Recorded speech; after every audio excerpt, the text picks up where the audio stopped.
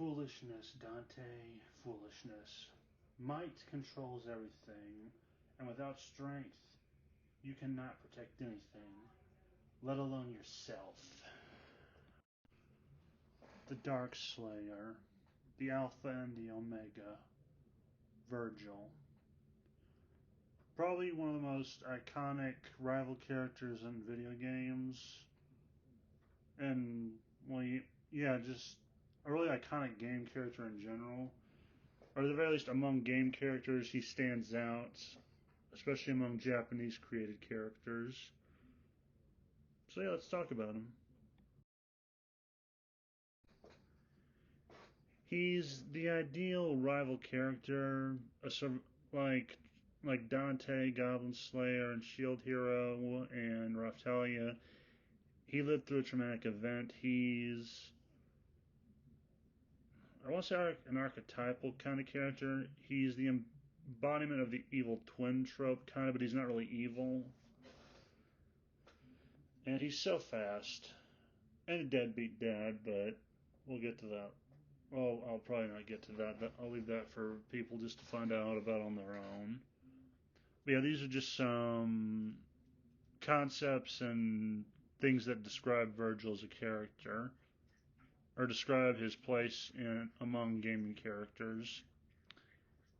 And also, like his brother Dante, he inhabits a kind of iconic status. At least I think he does. Whenever I think of rival characters, he's definitely one of the first ones that comes to mind. There's him and Shadow and Alexander Anderson. Well, no, in video game characters, it's him and Shadow that usually come to mind the most. In his creative backstory, he was created by Hideki Kamiya and designed by a myriad of people, some of whom I can't pronounce the names of, so I'll just leave that up here for you to see. And actually, I think I can pronounce one of them, Daigo Akino and Tatsuya Yoshikawa. Like, those two I can pronounce. Although I have no idea who designed him for the 5th game. Though, that's kind of weird. But anyway, he was named after Vergil, a famous Roman poet and a character in the Divine Comedy. As for Vergil's actual backstory, him and his twin brother were born the sons of Sparta. As mentioned before in the Dante video, he was a demon who rebelled against the demon emperor Mundus.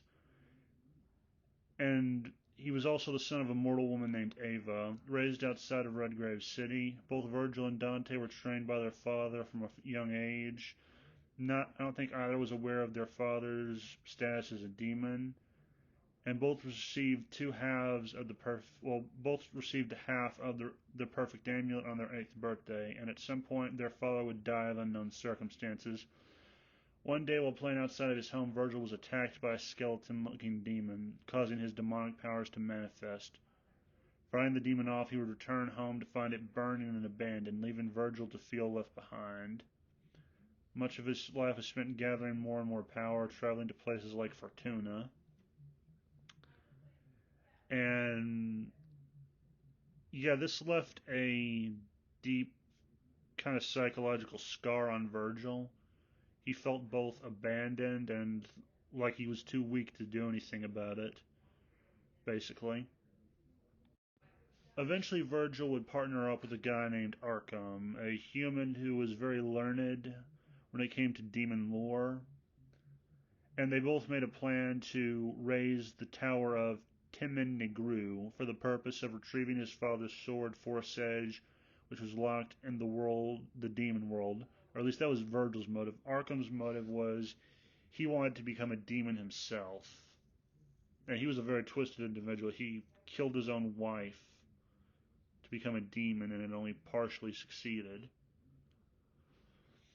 Through this event, Vergil would come into conflict with his brother Dante, engaging in 3 fights, emerging victorious in the first, the second ending in a tie, and in the third he would suffer defeat, with Dante claiming Force Edge, although not by intention. That was just more of I guess you could say it was more of a coincidence that that happened. I don't think Dante was really interested in Force Edge, he just took it with him. Vergil would ultimately remain in the demon world, much to Dante's sadness, while his brother returned to the human world with Force Edge. There, Vergil would be confronted by the demon emperor Mundus and charged into battle to fight him, believing that since his father could defeat the Prince of Darkness, he should be able to as well. Failing to defeat Mundus, Vergil was captured by the Demon Emperor and in time would be broken and become one of Mundus's servants. I think he did this mostly to Vergil as kind of a spiteful way to get back at Sparta, torturing the son of one of his most. He was basically getting revenge because Sparta at one point was Mundus's most trusted lieutenant. He betrayed Mundus for the humans, and being a demon, Mundus held a grudge, and worse than any grudge a human could hold. So he tortured Vergil, and he broke him, or he tried to. Vergil resisted for as long as he could, but eventually he broke, and this was all to the demon ruler's amusement. This would last until the events of Devil May Cry 1, when he was defeated by Dante on Malay Island and was thus freed. But it would be years before they saw each other again. In personality, Vergil was a calm, cool, and collected, and extroverted person. Another way he's been described was by Casey Edwards. He described him as emo, angsty, and depressed, although I'm not really sure how much evidence there is of that, but he could fit those descriptions as well. He despises fighting dirty and cheating, refuses to use firearms under normal circumstances, is honorable to a degree. He has his own sense of morals and honor, so he's not a completely bad person, despite his cold and ruthless exterior. Speaks in a very formal and somewhat antiquated manner, not above taking desperate actions if the situation is dire. You saw this in Devil May Cry 5. Embraces his demonic heritage, wants more demonic power regardless of the cost. Will team up with Dante when they have a common cause or enemy. Has no problem using people to meet his own ends. Capable of introspection. Again, this was something we saw in Devil May Cry 5, or you would see if you've played it. And cherishes two things, his half of the perfect amulet and the sword Yamato. Both were given to him respectively by his mother and father. And like Vergil, he's kind of a complicated guy because this is something that I don't think they explored as well or elaborated too much on, but I think it's hinted that part of the reason he thirsts for power so much is because when the demons attacked, he was only barely able to protect himself, and he didn't have the strength to protect his family, and this left a deep psychological scar, which led him to seek out power, regardless of the cost, and consequences be damned. That was and that's all about his personality.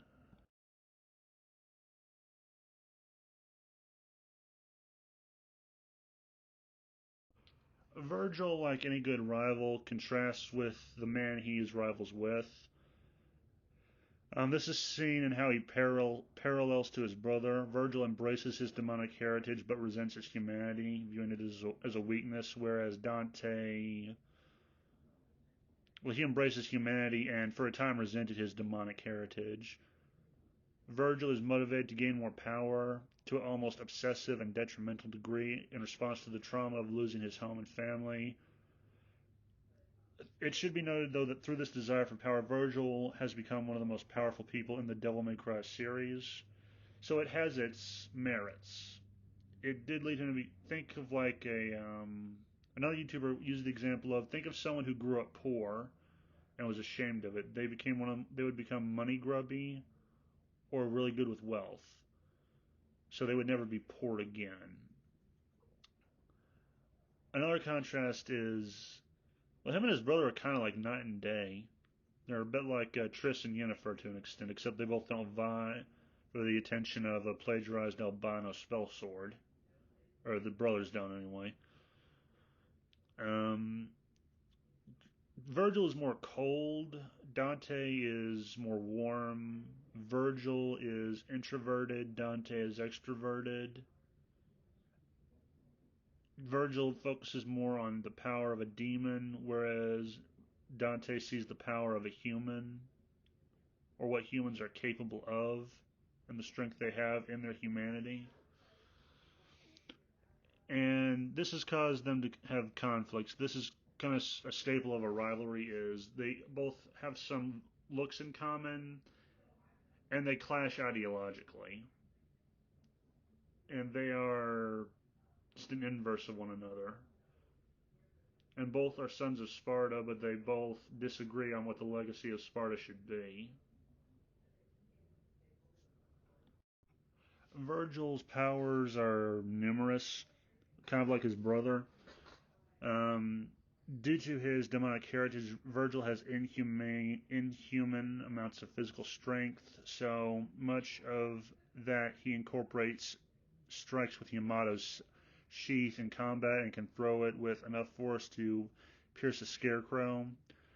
Vergil is also strong enough to palm strike rebellion through Arkham's powered by the sword of Sparta. He has effortlessly overpowered much larger demons. Indeed, Vergil was even able to overpower Dante in a sword lock when Dante was not at his full awakened state easily, and could match him after he had gotten considerable much powerful in his own right.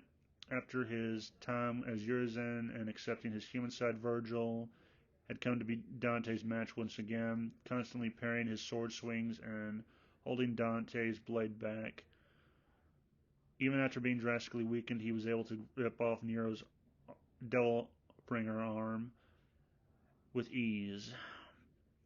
He has superhuman speed. When wielding Yamato combined with his prodigious swordsmanship, Vergil can cut and slash at speeds faster than the eye can see. He is quick enough to draw multiple slashes in one draw, to stop raindrops from hitting the ground in a heavy downpour, and swings Yamato fast enough that he can catch bullets and even launch them. Vergil is easily capable of outpacing Dante in his suppressed state and keeping up with him in all of their subsequent fights. Vergil has superhuman agility, able to perform jumps much higher than a normal human and perform a variety of flips and spins while doing so. Durability, Vergil is capable of taking brute force attacks without showing signs of damage. Despite taking a large amount of damage and large amounts of physical strain, Vergil is shown to be able to continue fighting and only need a few moments of rest to move about again without strain. By Devil May Cry 5, Vergil's stamina is great enough to the point he was able to fight Dante continuously for weeks while they were trapped in the demon world. And due to his demonic heritage, Vergil can heal instantly as soon as whatever is injuring him has been removed from his body. It is strong enough that he came out unscathed from a strike from Rebellion that would have otherwise bisected him. This healing factor is extremely strong. Even when Vergil is physically exhausted, his healing power works at almost full strength. After his return to the human world, Vergil's body was breaking down due to unknown causes.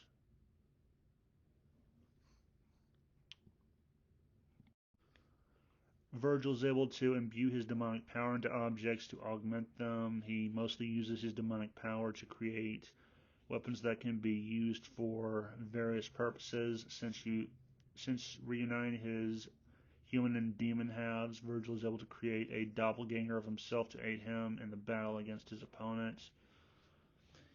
Has advanced teleportation abilities that he uses to strategically reposition himself around the battlefield. He is noted to be more skilled with teleportation than Dante, as he uses it far more frequently and sometimes with the aid of Yamato. Can project a purple spherical shield made of demonic energy around his body while preparing his devil trigger, although it only seems to last for a few seconds. The shield is strong enough to protect him from every manner of attack. The shield can only generate a repulsion field that prevents enemies from getting close. Vergil can control this repulsion field, disabling it when conjuring a set of spiral swords, which will harm nearby enemies. And in Devil May Cry 5, he can create a phantom doppelganger of himself, which in the 5th game this is done as a substitute for his normal devil trigger. In abilities, Vergil has weapon proficiency, swordsmanship, hand-to-hand combat, Mirage Blade, which is a special sword created by Vergil's demonic power. He usually fires one at a time, but by expending his devil trigger, he can summon multiple swords that he can arrange in various formations, such as a shield that rotates around him, or to float behind him until he decides to launch them at rapid fire. And Master Marksmanship. He actually displays this in 3 and through the other games. Both when on the rare occasion, he actually had to use a pistol. And, well, actually, that wasn't marksmanship. He just used his devil powers to make it hit the target in unison with Dante. And he also shows this whenever he launches a Mirage Blade, which always hits a target. Almost always. Like, it's typically always.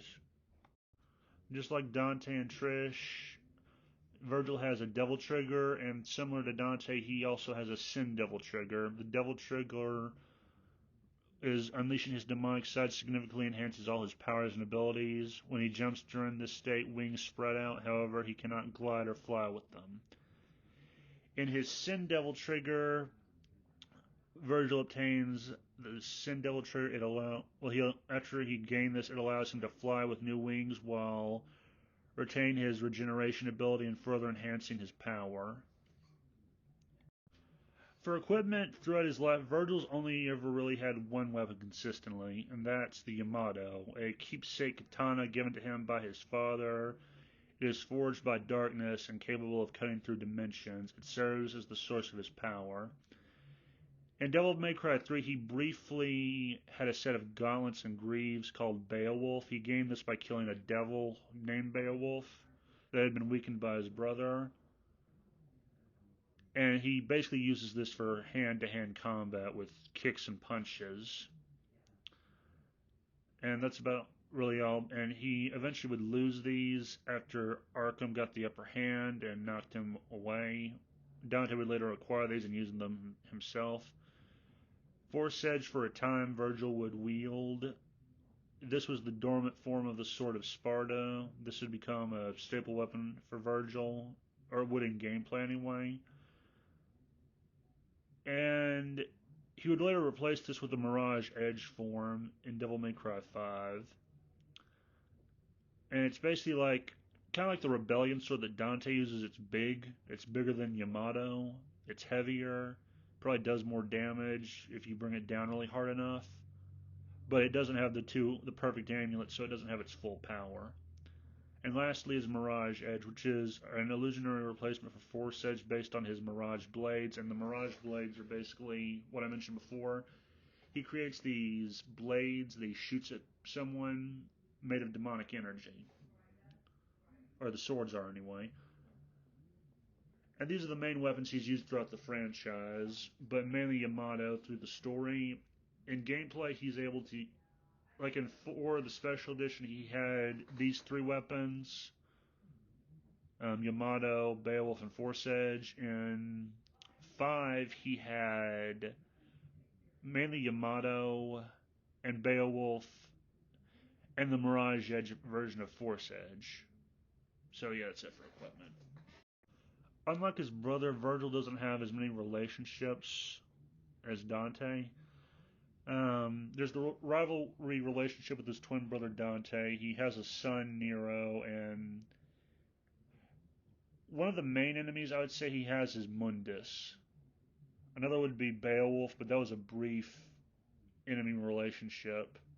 Mundus, I think he would be the one that Vergil hates the most because of what he did to him after Vergil decided to stay in the underworld, or the demon world. Vergil's enemies are briefer than Dante's. Beowulf, who again was a brief enemy he had, and the only reason they were enemies was because Beowulf had caught the scent of Dante, and he associated that solely with Dante, but Vergil had a similar scent, so he attacked Vergil later on, and he had been blinded by Dante in their fight. So he attacked Vergil, thinking he was Dante. Vergil kills him, and Beowulf just realizes his mistake seconds before his head's cut to pieces. And that was the end of that enemy. The main real enemy he has is Mundus, who again broke him, brainwashed him, and made him his servant. That had to be humiliating for Vergil, so he would definitely hate Mundus more than anything. And lastly would be his brother Dante, but they're more of rivals than enemies. The appeal for Vergil, I think, is he's a dark reflection of Dante. I mean, he's a parallel to him.